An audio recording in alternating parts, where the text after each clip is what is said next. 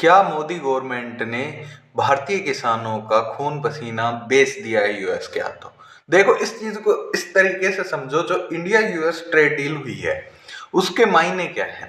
सबसे पहले तो इंडिया पर जो लगातार टैरिफ बढ़ता जा रहा था उसको कम कर दिया गया, जो इंडिया के फेवर में एक अच्छी चीज है। ट्रंप ने 50% से सीधा 18% पर ला दिया, लेकिन इसमें कुछ एग्रीमेंट हुए। पहले कुछ एग्रीमेंट्स की बात कर लेते हैं, फिर इसको धीरे धीरे समझेंगे कैसे। सबसे पहले एग्रीमेंट हुआ कि रशिया से ऑयल इंडिया कम कर देगा खरीदना या बंद कर देगा। ठीक है, उस पर ओवर द टाइम धीरे धीरे कम कर देंगे, ये बात हुई है।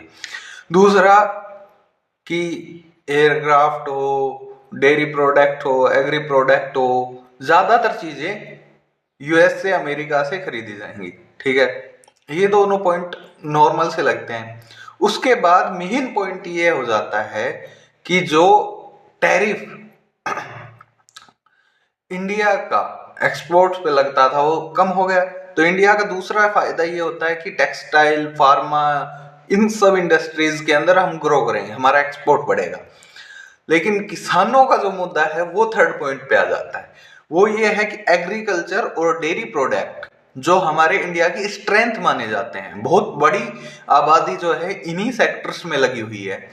अब यूएस से अगर जीरो टैरिफ पर, जैसा कि लीक्स हैं, खबरें लीक हुई है कि जीरो टैरिफ पे, क्योंकि अभी तक डॉक्यूमेंटेशन नहीं आया है इनका, तो या फिर कम टैरिफ पर, ये भी कह रहे हैं कि कम टैरिफ पर धीरे धीरे over the time zero tariff तक ले के जाएंगे इसको, या फिर 500 बिलियन डॉलर का मार्केट जो है देने की बात कह रहे हैं। अब इस चीज को समझो कि यूएस से अगर अनाज आएगा तो आप कहोगे कि यूएस से जो अनाज आएगा उसका यहाँ पे इंपोर्ट होने से क्या किसानों को क्या नुकसान है। सबसे पहली चीज, जब यहाँ पर आएगा वो,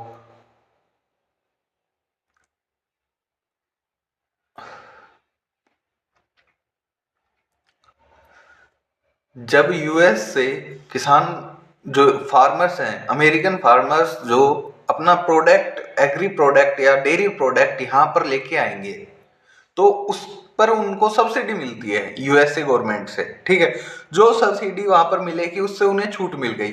और यहाँ पर यदि टैरिफ नहीं होगा तो उनकी कीमतें जो है भारतीय किसानों की कीमतों से कम हो जाएंगी।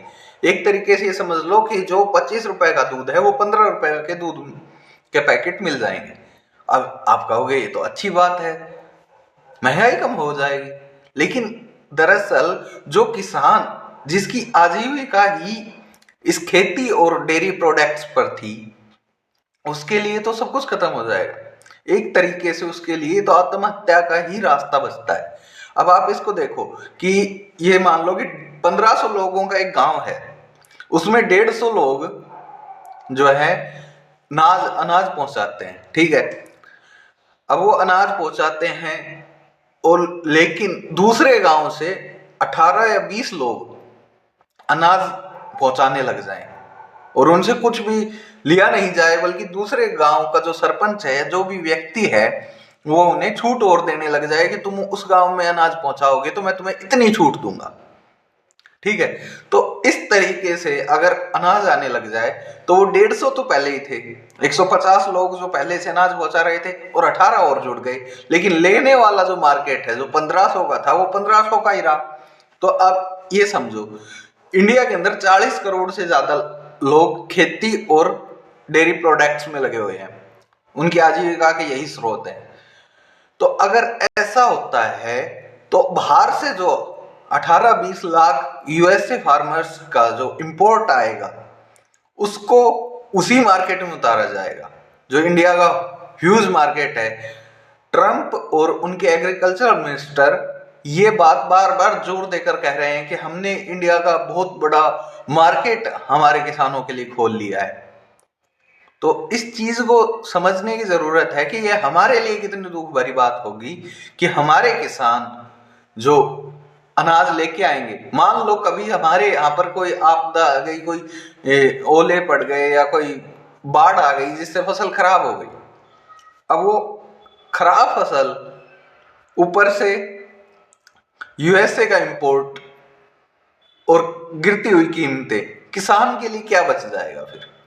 और ये हर बार होता है, हर बार फसल को नुकसान 30 से 40% हमेशा होता है एग्रीकल्चर में। तो अगर ऐसा होता है तो अब जो फिलहाल कीमतें थी, जिनके लिए एमएसपी के लिए लड़ रहे थे किसान, अब ये सोचो कि अगर एमएसपी पहले से ही नहीं है और अब बाहर से और अनाज आने लग जाए तो किसानों के लिए क्या बच जाएगा? लेकिन इसमें एक और ट्विस्ट है, जैसा कि गवर्नमेंट ने अभी तक क्लियरिफाई नहीं किया है। हालांकि गवर्नमेंट ये कह रही है कि हम जो मेन एग्रीकल्चर प्रोडक्ट्स हैं जैसे वीट वगैरह है उनका इंपोर्ट नहीं करेंगे, ना के बराबर करेंगे। लेकिन ये अभी देखने वाली बात है कि क्या क्या प्रोडक्ट्स आते हैं, क्योंकि over the time 500 billion dollar, million नहीं कह रहा हूं मैं, बिलियन डॉलर का जो है यूएसए को मार्केट देना है।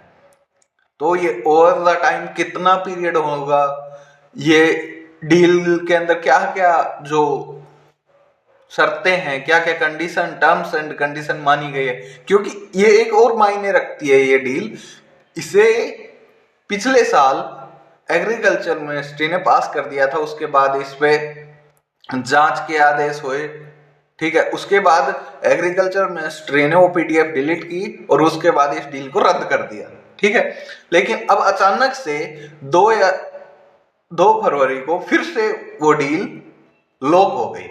अब इसमें टैरिफ का फायदा है, अपने एक्सपोर्ट का फायदा है, गवर्नमेंट के हिसाब से देखा जाए तो ये एक बराबर डील बता रहे हैं। लेकिन अगर इंडियन फार्मर्स को इतना बड़ा नुकसान झेलना पड़ता है तो ये डील बराबर नहीं, ट्रंप के खाते में चली जाएगी।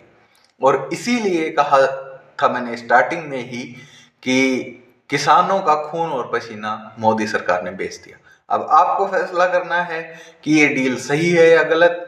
आप इसकी जांच कर सकते हैं, डॉक्यूमेंट्स जो आए हैं पढ़ सकते हैं, रिव्यूटर्स पे और अलग अलग मीडिया चैनल्स पर इसके लेकर खबरें चल रही हैं। आप भी अपनी राय कमेंट में बता सकते हैं। धन्यवाद। जय हिंद, जय भारत।